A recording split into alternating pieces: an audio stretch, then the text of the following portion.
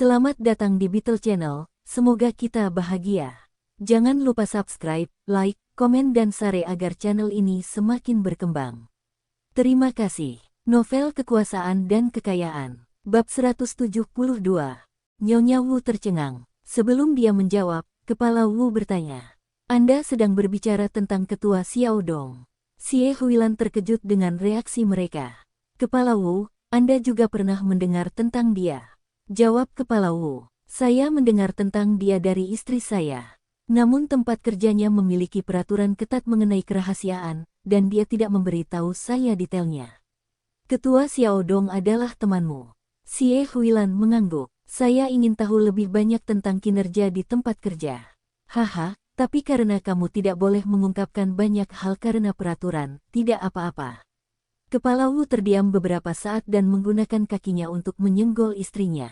Dia tahu bahwa Xie Huilan tertarik untuk mengetahui lebih banyak tentang kepala Xiao Dong. Dia bilang tidak apa-apa, tapi yang dia maksud adalah dia sangat ingin tahu. Dia segera memberi isyarat kepada istrinya untuk memberitahu Xie Huilan tentang Xiao Dong. Peraturan tersebut hanya membatasi petugas keamanan negara untuk mengungkapkan rahasia kepada pihak luar. Namun Xie Huilan dan keluarganya memiliki hubungan dekat dengan pemerintah. Mereka tidak perlu menyembunyikan apapun darinya. Xie Hao mendengar mereka berbicara tentang saudara Dong di ruang tamu, dan dia segera berhenti bermain game. Dia mendekat ke pintu. Dia juga tertarik untuk mengetahui lebih banyak tentang Dong Suebing. Nyonya Wu ragu-ragu sejenak. "Ketua Xie, sebenarnya, saya tidak perlu menyembunyikan apapun dari Anda." Saksikan asal-usul narasi ini. Streaming dari Novuro Isen. Xie Huilan melambaikan tangannya. "Tidak apa-apa, saya tahu ada peraturan ketat di agensi Anda."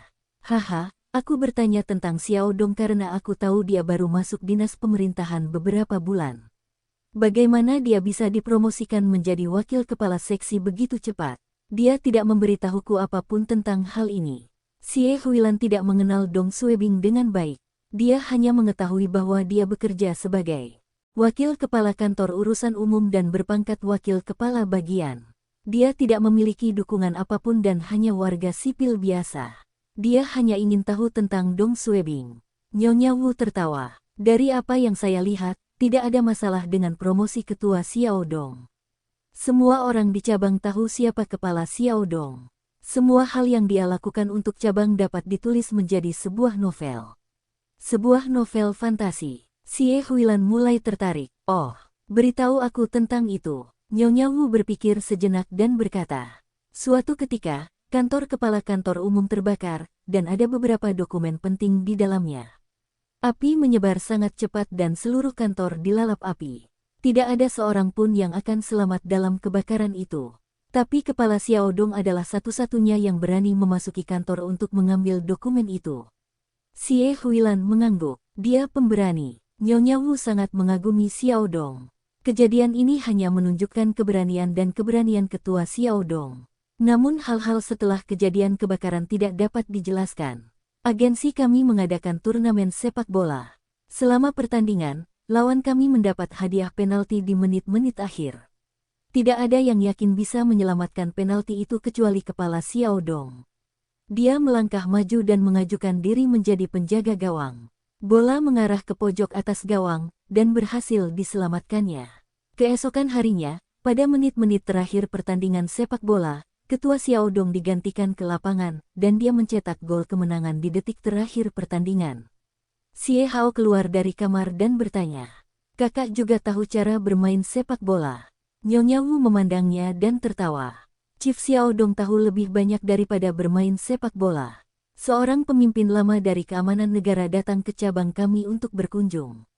Dalam perjalanan ke tempat tinggal kami, dia terkena serangan asma yang memicu serangan jantung. Obatnya tidak ada bersamanya dan hampir tidak bisa bertahan hidup.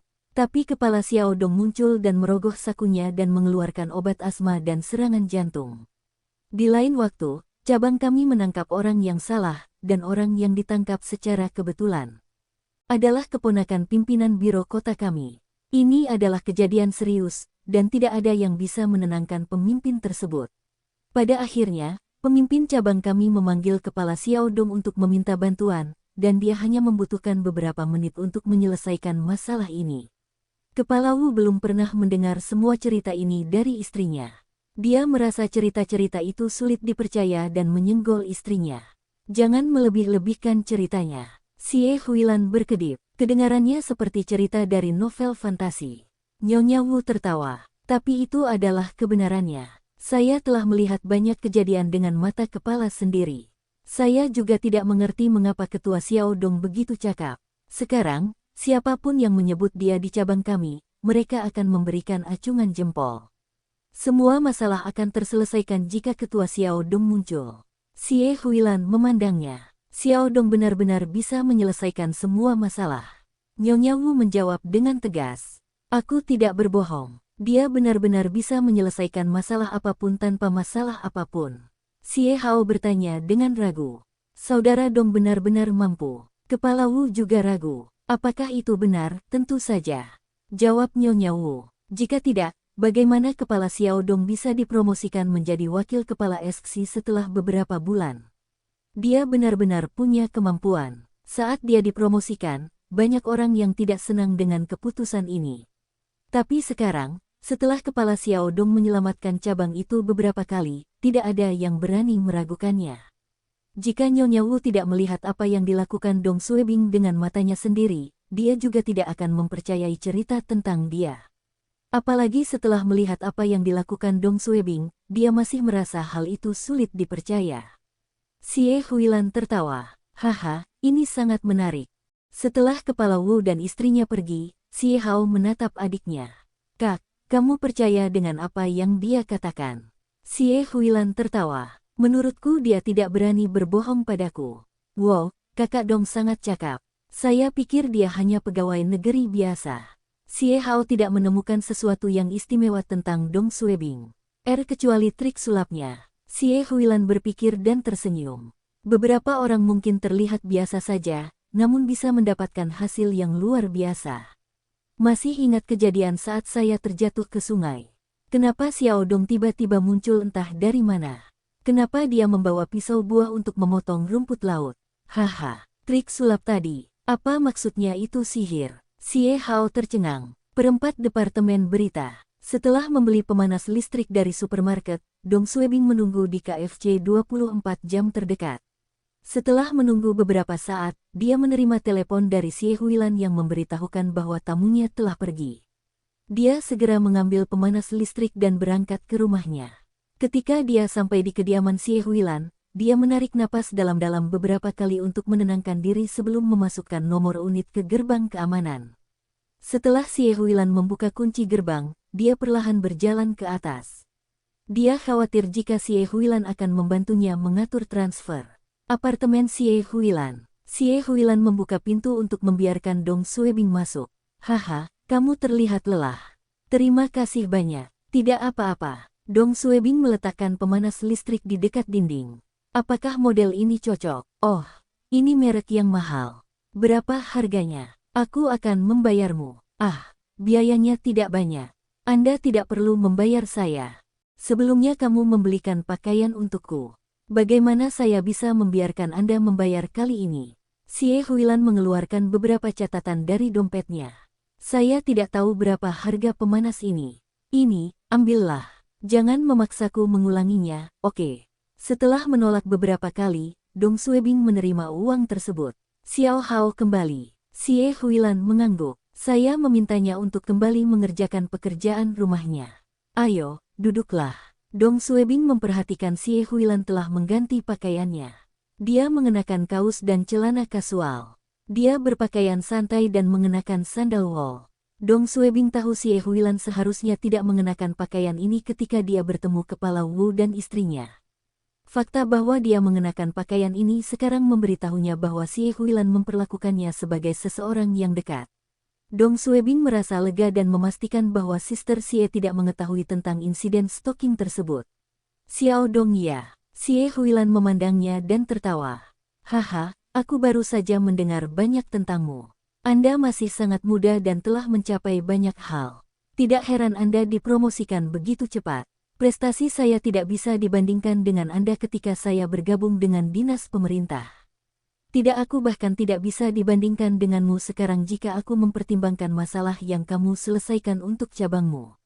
Dong Suebing terkejut. Brengsek, saudari Xie juga tahu tentang hal-hal yang telah kulakukan. Dong Suebing merasa sangat senang dipuji oleh wanita yang disukainya. Tapi dia harus rendah hati. Tidak, tidak, bagaimana aku bisa dibandingkan denganmu. Anda memecahkan masalah bangsa. Saya hanya, masalah yang saya selesaikan semuanya adalah masalah sepele. Ini tidak bisa dibandingkan. Xie Huilan tertawa. Kami semua bekerja untuk rakyat. Apakah ada kebutuhan untuk membedakan apakah masalahnya merupakan masalah besar atau masalah kecil? Ya, haha, kamu mencariku untuk menanyakan sesuatu padaku. Dong Suebing melihat ekspresinya dan bertanya dengan hati-hati. Aku memang butuh bantuanmu. Tapi memalukan untuk bertanya padamu.